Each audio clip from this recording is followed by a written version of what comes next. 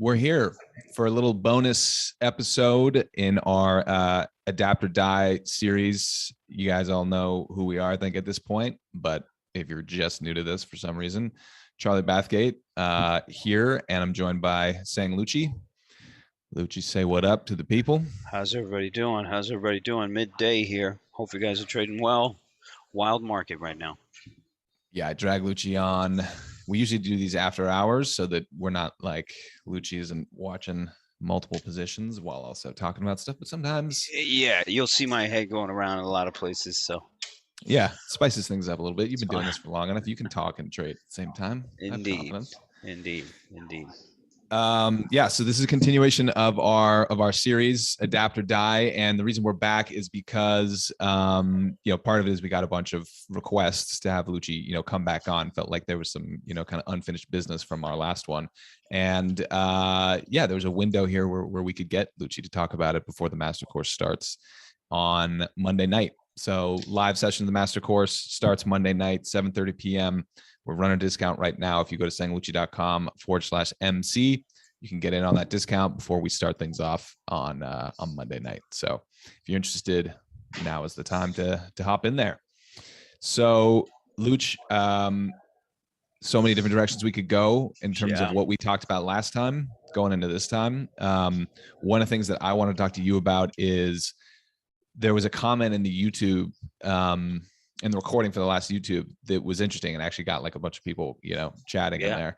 Yeah. And the comment was something that this is just like a debate that we hear about a lot in trading and that some people bring up to us because we do emphasize a good bit of trading psychology. And he was basically like, you got to teach your traders to be mechanical and systematize everything. Don't teach them trading psychology because, they shouldn't have to rely on controlling their emotions and their biases. What do you think about that? I mean, it's the conversation. It's really a conversation, man. I mean, I think any retail trader who's been around for a while, and actually, let's ask folks in here. What do you guys think about it as well? I'd love to hear your opinions on this topic too. Any retail trader who's been around for a while has asked themselves that question. Has eventually asked themselves the question like, all right, here maybe I should really start to systematize the number one, the setups that I'm looking for, and then forget about everything else, right? And the difficult part is the human aspect of it. Some people are able to do that while others, just aren't. Even the other ones who aspire to get to a more systematized mechanical way of trading where it's literally just about the setup, and no matter what happens you're going to take the setup. Whatever happens, you have your risk already figured out, and that's it. That's one way to trade. And then the other way to trade, um, is maybe you have multiple strategies going on. Maybe you're a more feel kind of guy, which I am.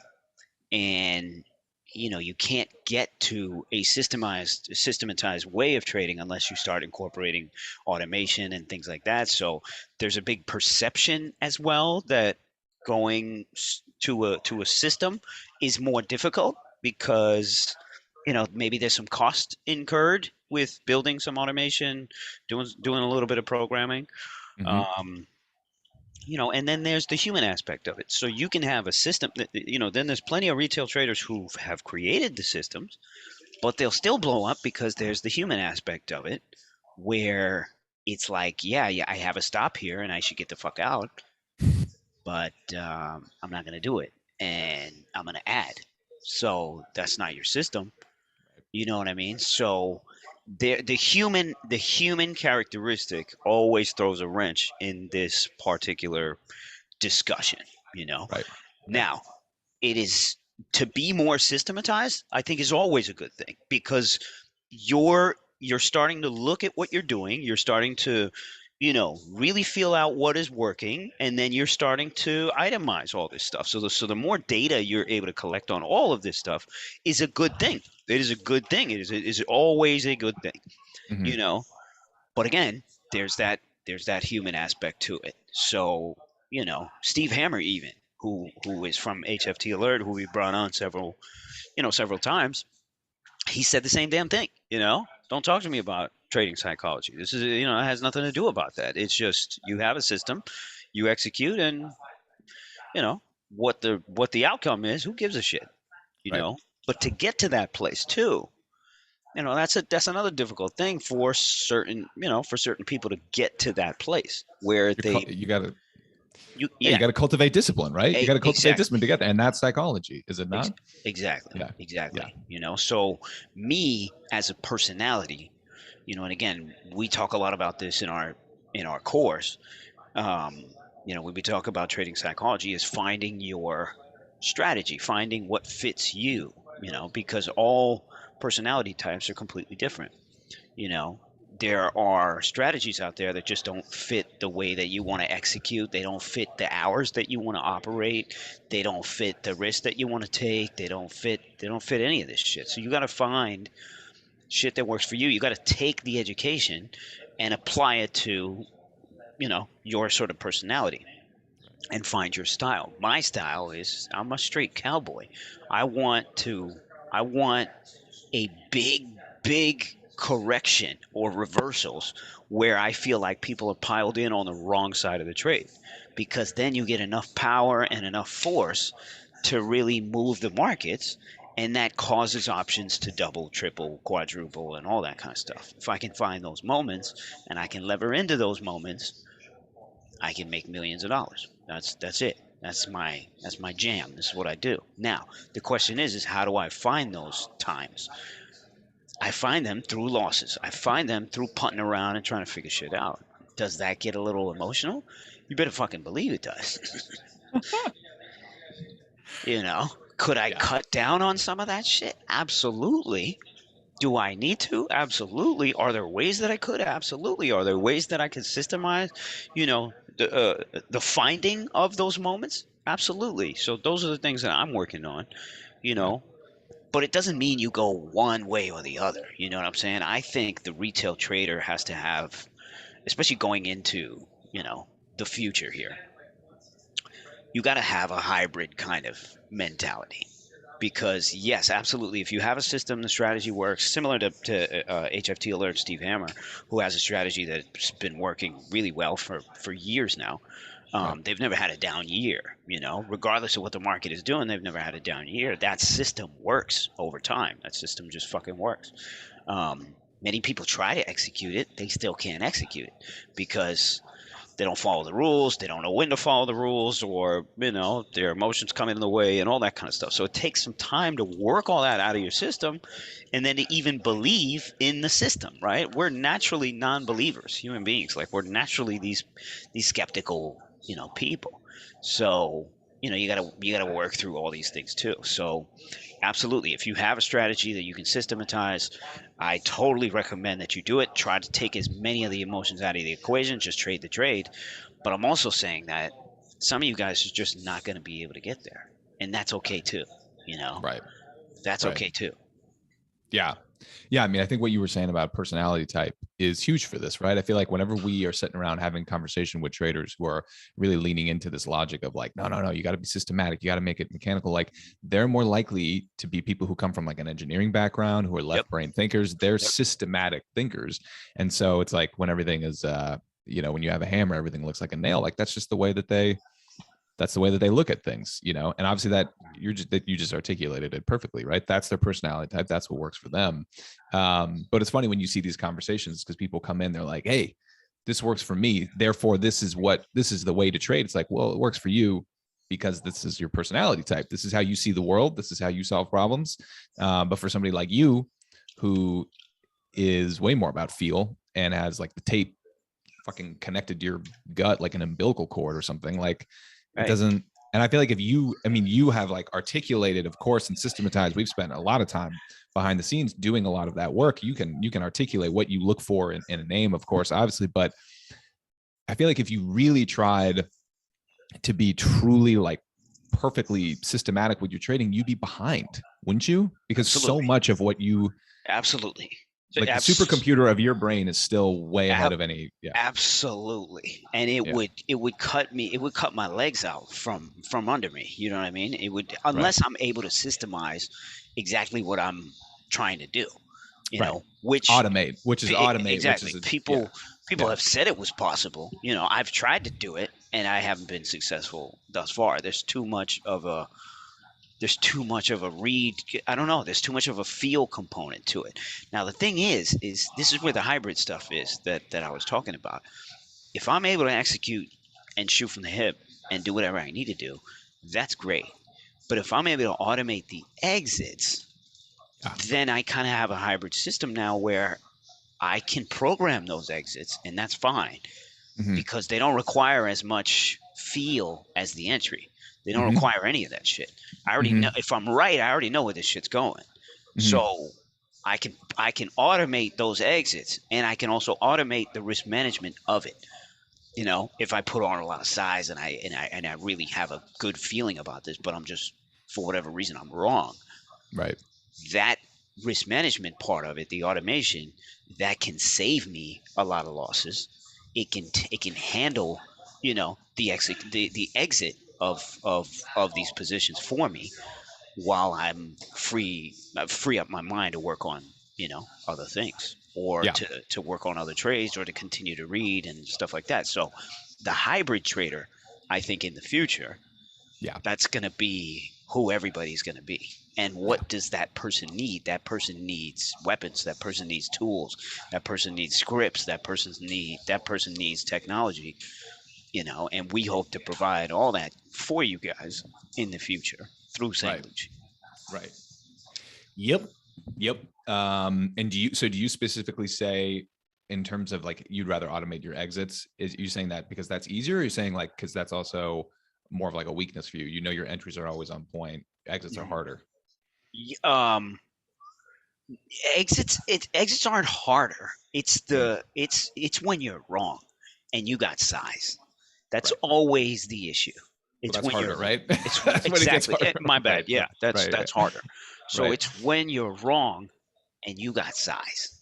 Right. Now you're in a situation where if emotions creep in and all this kind of other stuff creeps in, which it does, it's already gonna do it. Um, you find yourself at a place where those moments you could do some real damage to yourself, to your account, to Right. to everything. So Right. managing that from an automated perspective, because you can't be trusted to do it yourself. Most people can't. Unfortunately, we can't trust ourselves to exit at X, Y, and Z price every single time. You can't do it. We're human beings. So Right. this is where the conversation starts. Well, if I can't trust myself, then maybe I got to go to a more mechanical approach. But guess what? It's a catch 22. You just told your ass you can't trust yourself. So even if you go to mechanical, you can't trust yourself. So what the fuck? You know what I mean? There's only Yep. so much of it out you can take. There's only Right. so much you're going to be able to pull out of all this stuff. Right. So this is why the discussion is pretty intense, and people get heated, man. People get heated at each other, like, yo, why don't you just do this way, and then you don't have to stress, like, and then others are like, uh, you know, It's nobody not that wants to be fucking simple. traders. Also, nobody wants to be told like, hey, you should be doing it this way, you should be doing it that way. So there's Right. also that involved too. So Right. it's a heated discussion. Right. Um, One of the questions that we got from people after your last interview, like episode whatever that was, episode 3 of the series, was how do you tell the difference between when it's time to adapt and when it's time to do something else? Like when you're in the wrong, this isn't for you. Meaning trading as a whole. Yeah, I mean, yeah, like let's say you're in a place where you just like you cannot get any traction. It's been 6 months of bleeding losses, and you're just like Yeah. you're seeing nowhere to go. How do you, if someone's sitting in your office and they turn to you that market closes, they're like, dude, I don't know if I should do this anymore. Like, Yeah. what do Yeah, you I've say to gotten a them? lot of I've gotten a lot of people that have said those things to me. And some of those people, actually to everybody, I'll be like, "Listen, man, you got to find out if you can continue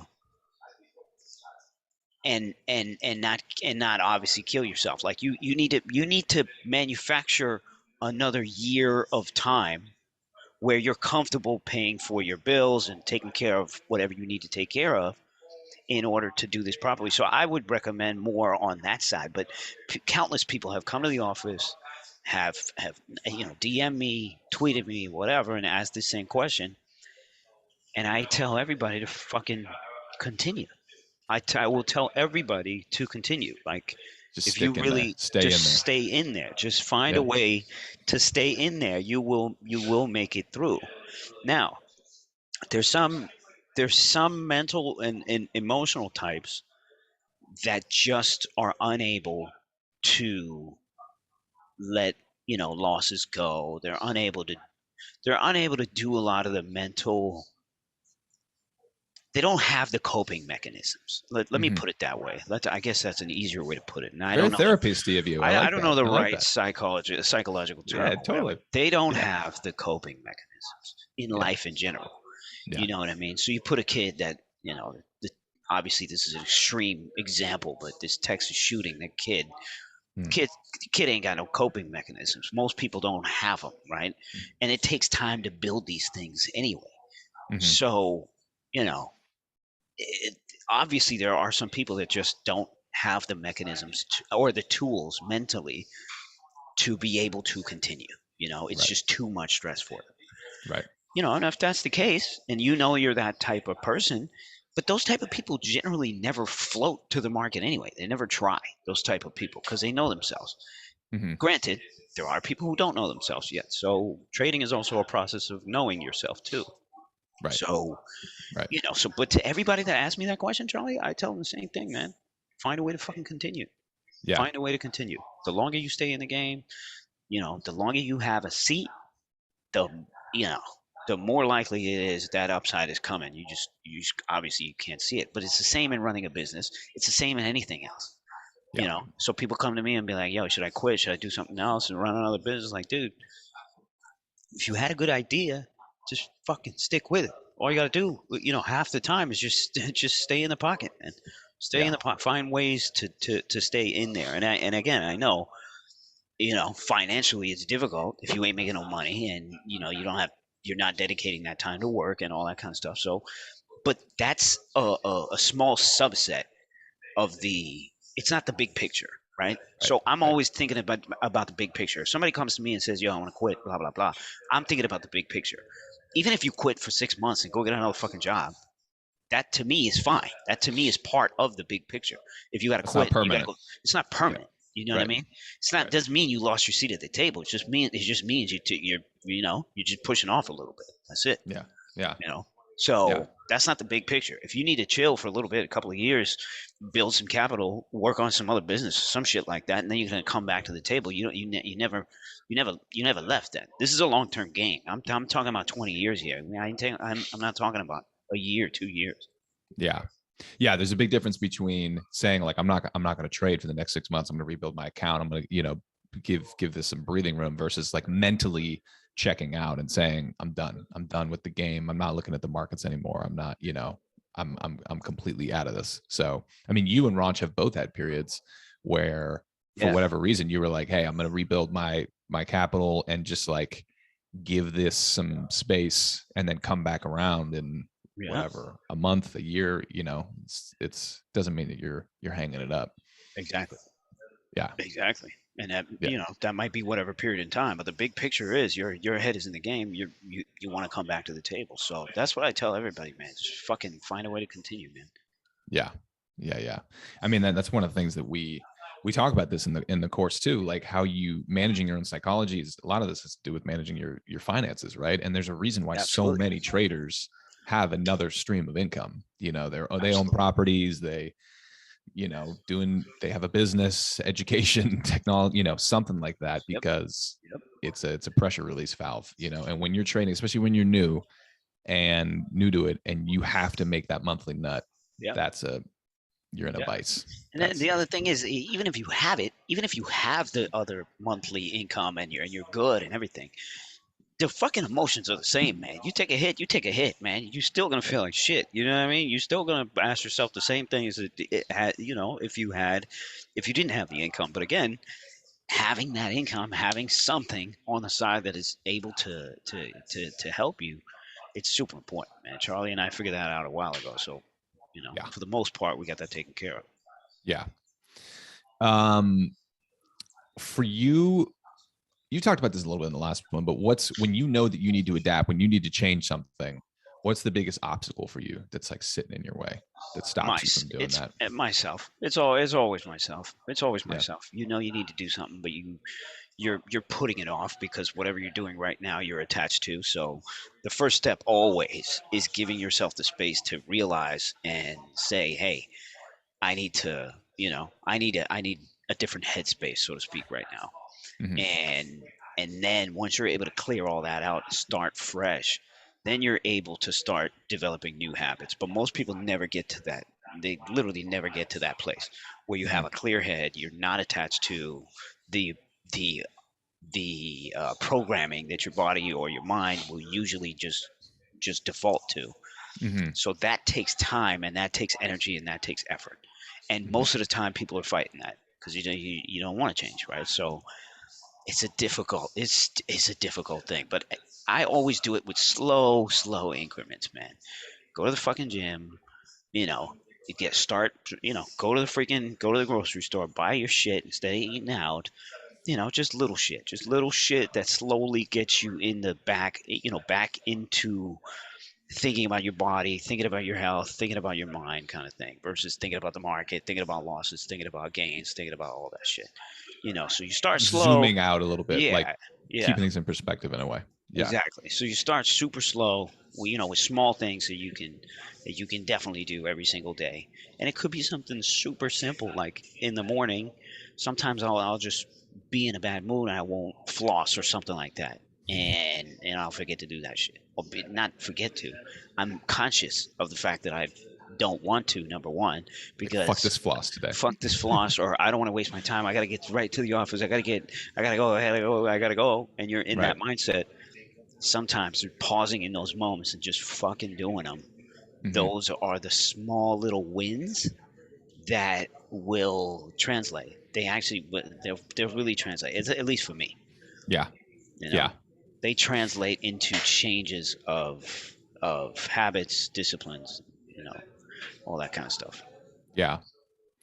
Do you when you say attachment, do you think that that is usually about a bias towards the way that the market should, like the current market regime that you're in, or the way prices should be moving, or do you think it's more attachment to I should be a certain type of person who makes certain kind of money, certain this is the outcome that I'm attached to and I can't let go of that? Yeah, I think most of it is bias. And I mean, yeah, I think most of it is bias in trading. Most of it is Mm-hmm. bias where you believe whether you believe the market's going up, whether you believe it's going down, and how much you believe in that, and how much money you have at risk for those particular moves, and you can't detach yourself from it.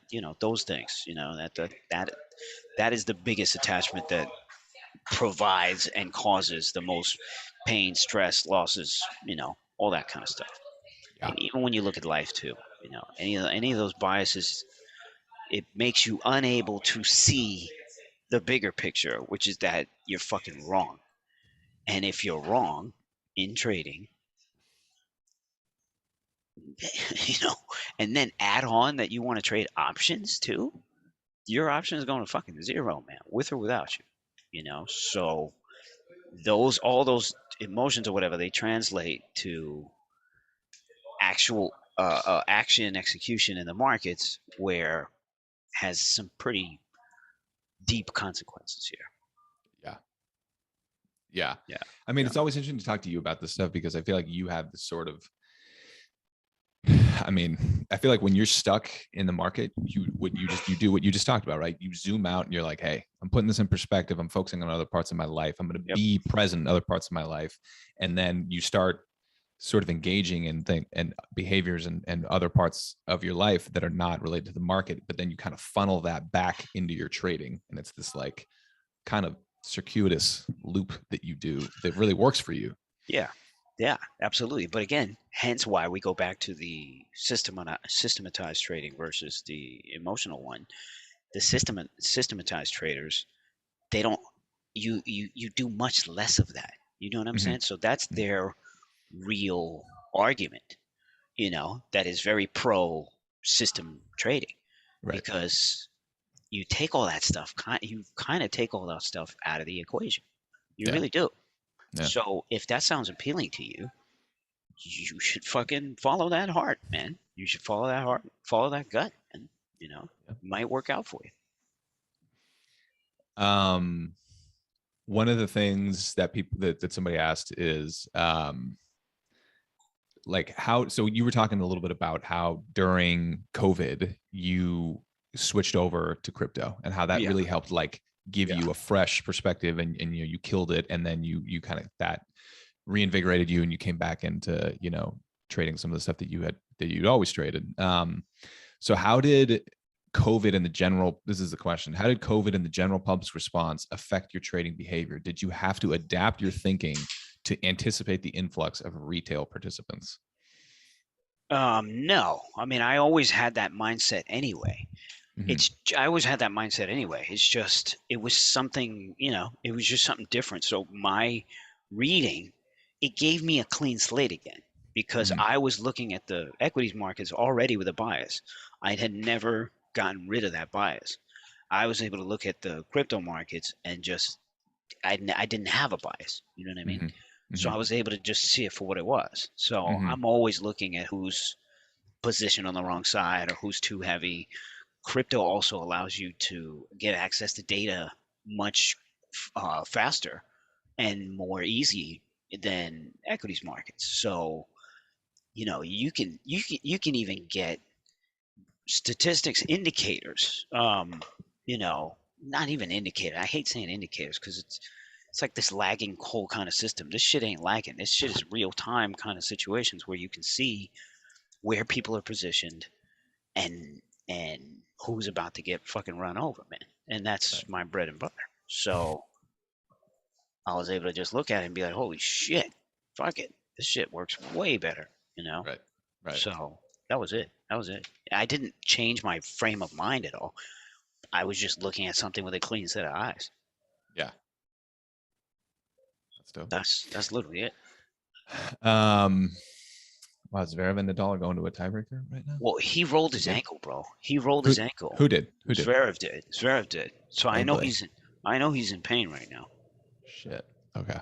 Yeah. Um, all right. So we do talk a lot about people, stories of people who have been in a tough position and they made it out. We were talking to Spencer about that yesterday in his episode, and obviously that's great. We want to like talk about those and celebrate those and share those stories. But someone was asking us like, what about a horror story of somebody who was a good trader who had shit going, and they just, obviously you don't need to name names or anything, but like Yeah, someone who yeah, just yeah. couldn't turn the corner, couldn't adapt. What do you feel like? What got them stuck? What happened? What should they have done? Same thing, man. I mean, I can use so many different examples here, man. So many different examples. It's like once you're already established and you're making money, like Mm-hmm. I know 8-figure guys that gave up the game because they had no edge anymore and they were just like, they've been in the game for so long, like they just didn't want the stress anymore. Mm-hmm. So they moved to just buying a slew of Airbnbs or buying other companies, starting other businesses and things like that. Yeah. So there's those which I'll hear a lot about. There's some traders who have some really good success because they found one or two good setups that were working, and then shit changes completely and they fucking blew out. So there's tons of those traders. Now, how could they have done anything? You can't stop what's needed for somebody. If there's a lesson that somebody needed, they fucking got the lesson. So now you have the lesson and now you know what to do. You can't you can't know what to do without the lesson. You know what I'm saying? So if there's a lesson that needs to come to you, it's gonna come to you. Mm-hmm. And then your job is to use that lesson and fucking continue. Yeah. Most people hit that lesson and then they're like, that's it, I'm done, you know. They And don't want to do the work, or they don't have the and fire in now it I to. now I don't want to Yeah. do the work or anything. But Yeah. trading is constant fucking adapting and working. Yeah. Constant. This is what you're doing. And you're doing it so that you can reach these lofty goals that you may have and never lose sight of those things. And then when you hit those goals, man, go do those things that you've always wanted to do and taste that freedom that most of you guys are looking for, you Right. know. So if that's your goal, you have to take those lessons. You got to eat the consequences. And you the lesson came because you fucking needed it. Why would you quit after you got what you fucking needed? You know what I mean? So Yeah. now you have more tools, more knowledge, more all of this stuff, and now you're better for it. So I don't think there's a way to avoid or how people should adapt. That is how you adapt. You take the lesson, you eat the lesson, and then you use it. You use that lesson to give you the read, and give you the tools here to continue and move on. You know, and those lessons could come in the fact that the market changed, you know, the climate changed, you know, your whatever your strategy was before doesn't work anymore. You know, you need to change your time frames, you know, whatever the hell it is. Yeah. You know, those lessons are that's what you need to be doing. So the lessons are giving you the playbook. You just, you know, we just can't see them through pain, stress, you know, whatever it is. And usually when when the lesson is landing, that's the most painful part, right? That's when It's people are the most like, painful part. like the lesson comes with a punch, doesn't Yeah, come like on a silver platter. It comes with some yeah, pain. And that's yeah, when people are like, I got to get out. But you're exactly, saying, dude, exactly. that's the Because time to stick. right, because you're talking about somebody who had some success and then gave it back, Yeah. you know, and so you're talking about a person who already has lived their life in success mode. They've already lived their future in success mode.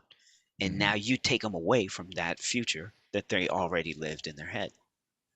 And once you take that away, obviously, you know what happens.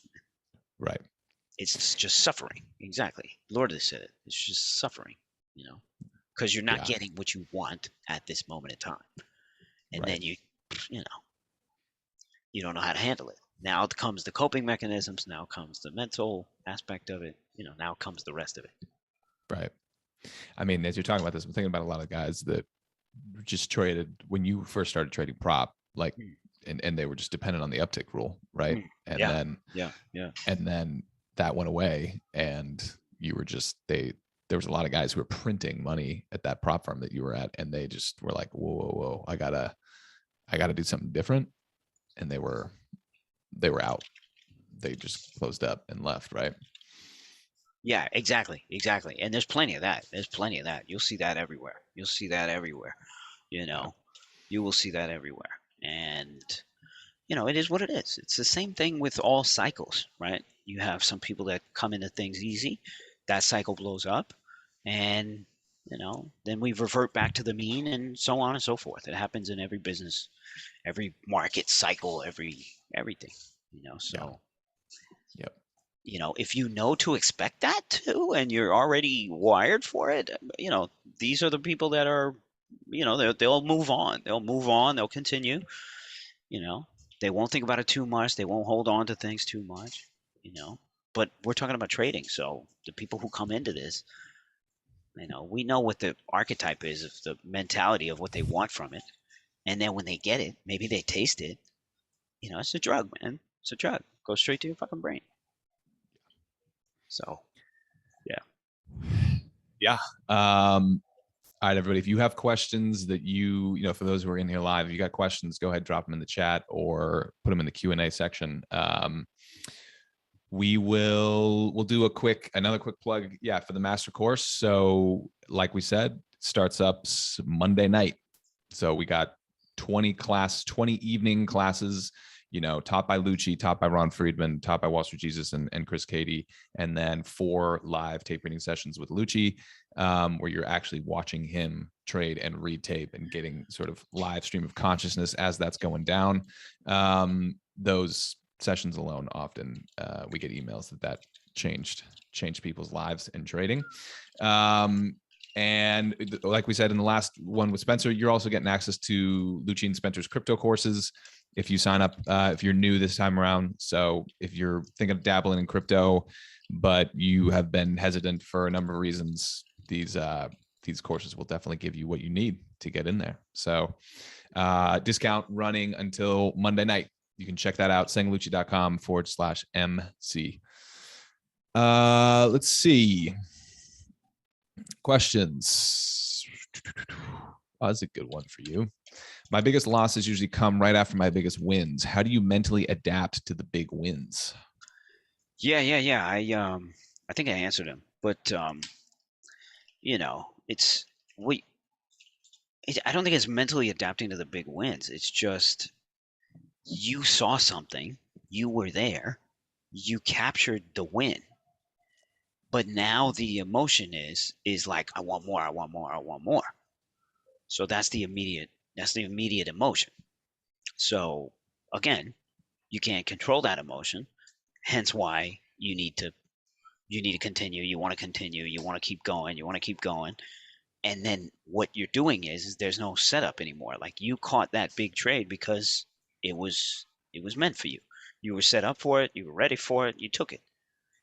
Now comes the process of finding another one. But then your emotions are so overwhelming that you'll just shoot. You'll just fucking shoot.